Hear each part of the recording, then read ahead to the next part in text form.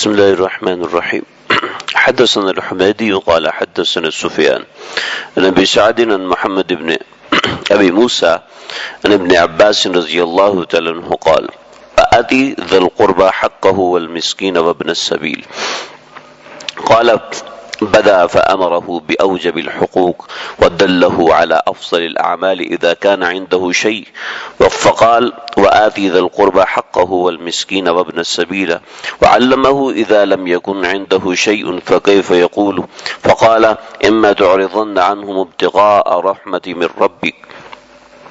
ترجوها فقل لهم قول ميسورا عدة حسنة كأنه قد كان ولعله ان يكون ان شاء اللہ الى آخر الحدیث۔ حضرت ابن عباس رضی اللہ تعالیٰ عنہ سے روایت ہے، انہوں نے سورہ بنی اسرائیل کی آیت پڑھی کہ وآتی ذی القربى حقہ والمسکین وابن السبیل۔ اس آیت کا مطلب یہ ہے کہ دو اپنے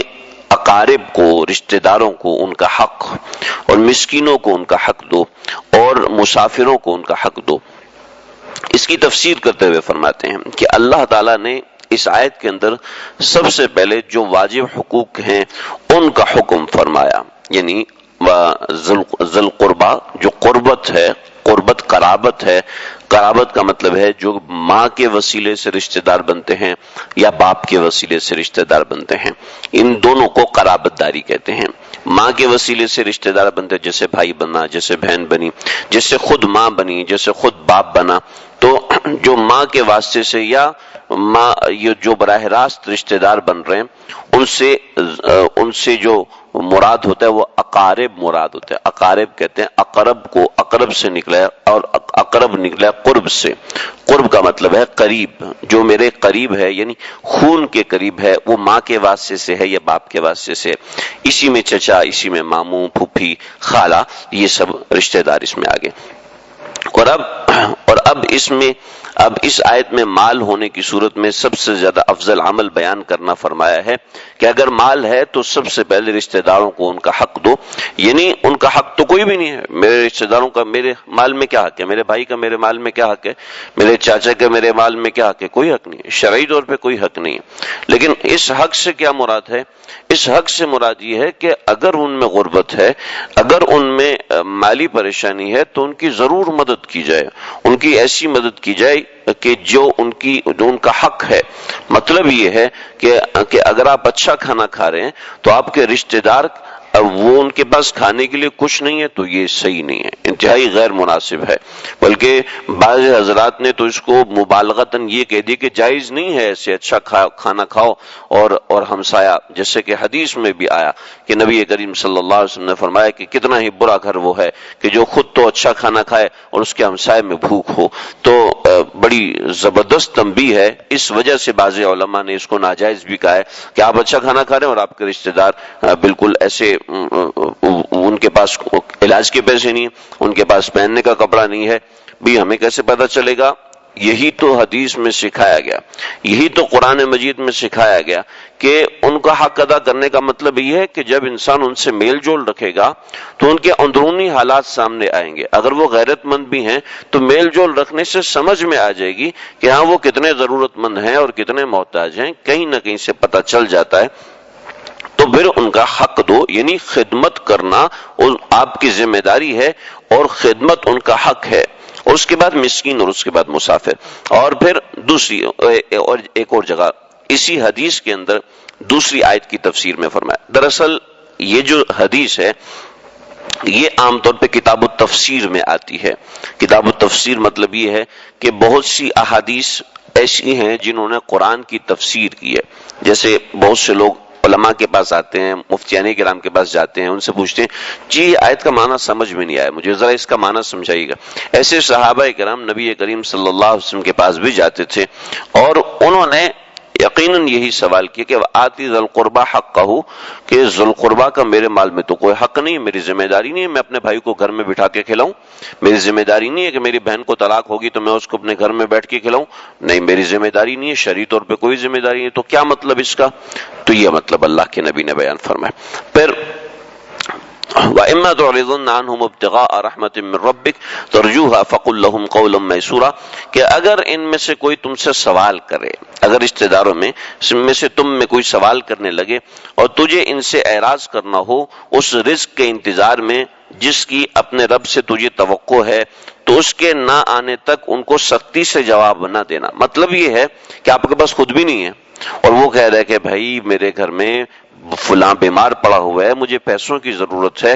تو اس کو ہاں فلاں وقت میں جب مجھے ضرورت تھی تم نے مجھے پوچھا تھا، اب آگے مانگنے کے لیے ایسا جواب نہ دے، یعنی سخت جواب نہ دے بلکہ آسان جواب دے۔ آسان جواب دینے کا مطلب یہ ہے کہ ان سے کہنا کہ ممکن ہے کوئی صورت نکل آئے تو انشاءاللہ کوئی صورت بن جائے گی تو تمہاری خدمت ضرور کر دیں گے، یعنی تمہاری مدد ضرور کر دیں گے۔ ان کو صراحتاً انکار نہ کرے کہ میں نے تو چٹا جواب دے دیا، جی میں تو صاف صاف بولتا ہوں، میں کسی کی رعایت نہیں رکھتا، میں صاف بول دیتا ہوں جو دل میں آتی ہے، میں منافق نہیں ہوں، یہ منافق تو نہیں ہے لیکن بہت ہی بڑا بدتمیز ہے جس کے ایمان بالکل چھت سے خالی ہے، جس کے ایمان کے اوپر کوئی سایہ نہیں ہے، اپنی منافقت کو چھپانے کے لیے وہ بدتمیزی کا سہارا لے رہا ہے، دراصل دل کے اندر گندگی تھی جو زبان کے راستے نکل گئی، جی میں تو کچھ بھی نہیں، میں تو صاف صاف بول دیتا ہوں، یہ غلط بات ہے۔ رشتہ داروں کے سامنے جی میں تو کوئی لحاظ نہیں رکھتا، میں تو منہ پھٹ آدمی ہوں، صاف بول دیتا ہوں، یہ انتہائی غلط طریقہ ہے۔ اللہ کے نبی نے صاف اما تعرضن عنہ ابتغاء، اللہ کے نبی اس آیت کی تفسیر کیا ہے تو یوں سمجھایا۔ حضرت ابن عباس رضی اللہ عنہ جو کہ رئیس المفسرین ہیں، مفسرین میں رئیس سمجھے جاتے ہیں، یعنی سب سے بڑے مفسر یہ تھے، اور حضرت عبداللہ بن عباس نے تفسیر کا علم کیسے حاصل کیا؟ حضرت عبداللہ بن عباس تو 9 ہجری میں ہجرت کر کے 8 ہجری میں ہجرت کر کے اپنے والد کے ساتھ مدینے آ رہے تھے، تو نبی کریم صلی اللہ علیہ وسلم فتح مکہ پر آ رہے تھے، چنانچہ صرف 2 برس تک اللہ کے نبی کی صحبت ملی۔ حضرت عبداللہ بن عباس تو چھوٹی عمر کے تھے، تو انہوں نے دیگر تفاسیر صحابہ سے سمجھی پوچھی اور بہت بڑا حصہ انہوں نے دیگر صحابہ کرام سے لیا، تو انہی میں سے چند یہ آیت ہیں۔ اور پھر تیسری نصیحت یہ فرمائے وَلَا تَجْعَلْ يَدَكَ مَغْلُولَةً إِلَىٰ عُنُقِكَ، اپنے ہاتھ کو اپنی گردن سے باندھ کے نہ رکھ، بس ادھر باندھ کے رکھا ہوا ہے اپنے ہاتھ کو، مطلب یہ کہ اپنے ہاتھ ادھر باندھ کے رکھے ہوئے ہیں، اب یہاں سے ہاتھ اتارنے، نہ ہاتھ جیب میں جائے، نہ ہاتھ تجوری میں جائے، نہ کسی کی مدد ہو، تو یہ ایک اشارہ دیا کہ اپنے ہاتھ کو اپنی گردن سے باندھ کے نہ رکھو، بلکہ اپنے ہاتھ کو خرچ کرو، کہ اللہ رب العزت نے جب جنت کو بنایا پھر فرمایا قد افلح المؤمنون، کہ جنت الفردوس اتنی خوبصورت بنی، اور پھر فرمایا کہ قد افلح المؤمنون، کہ مومنین تو فلاح پا گئے جو اس جنت میں آئیں گے۔ تو جنت نے آگے سے جواب دیا وعزتک وجلالک وعلو مکانک، اے اللہ رب العزت نے جنت کو جواب دیا کہ لا یجاورنی فی کی بخیل، میں تیرے اندر کسی بخیل آدمی کو جانے نہیں دوں گا، یعنی جو اپنے اعزاء اپنے اقارب کی مدد نہیں کرتا۔ اور یہ ایک ہمارے ہاں مسئلہ ہے، ہم لوگ بڑی بڑی مسجدیں بناتے ہیں، بڑی خوبصورت مسجدیں بناتے ہیں، اور ہمارے رشتہ داروں کے ہاں پہننے کے کپڑے نہیں ہوتے، تو یہ انتہائی غلط طریقہ ہے، انتہائی غلط بات ہے۔ تو ولا تبسطها كل البسط، اپنے ہاتھ کو ایسا نہیں کہ بالکل پھیلا، اپنے ہاتھ ایسا نہیں سب کچھ اٹھا کے دے دو، یہ مطلب نہیں ہے، یعنی جتنا تمہارے پاس اختیار ہے اتنی ان کی مدد کرو، ایسا نہ ہو کہ تم خود محتاج ہو جاؤ۔ ہاں ایسی مدد نہیں کرنی، شریعت تمہیں یہ نہیں کہتی کہ تم جی ایسی مدد کرو کہ تم خود محتاج ہو جو خود تمہارے پاس کھانے کو کچھ نہ رہے۔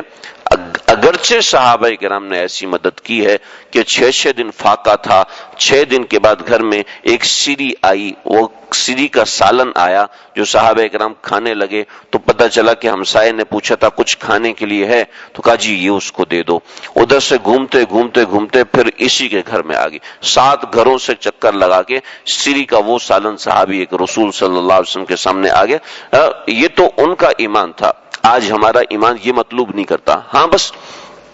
ایسا نہ ہو کہ ہاتھ کو گردن سے باندھ کے رکھے، اور ایسا نہ ہو کہ ساری جیب خالی کر دے، جوش میں آیا تو سارے جیب خالی کر دیا، پریشان ہو رہا کیوں مدد کر دی، پاگل ہو گیا تھا، دماغ خراب ہو گیا تھا، اب نیکی کر کے پریشان ہو رہے ہیں۔ ایسے نیکی نہ کرے کہ نیکی کر کے پریشان ہو، ہاں ایسی نیکی کرے کہ جو نیکی ہضم کر سکے۔ ہمارے بہت سے لوگ ایسے ہوتے ہیں بعض مرتبہ جوش میں آ کے میدان میں کھڑے ہو جاتے، جی میں ایسا شہری پردہ کروں گا جیسا خاندان میں کسی نے نہیں کیا، اور اٹھا کے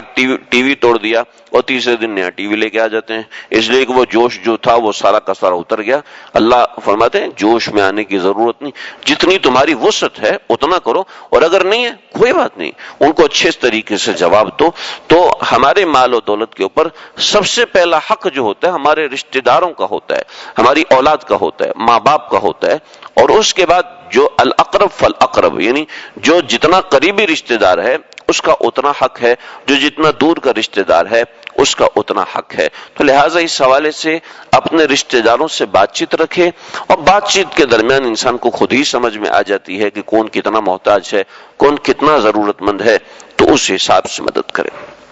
اللہ تعالیٰ سمجھنے کی، عمل کرنے کی توفیق عطا فرمائے۔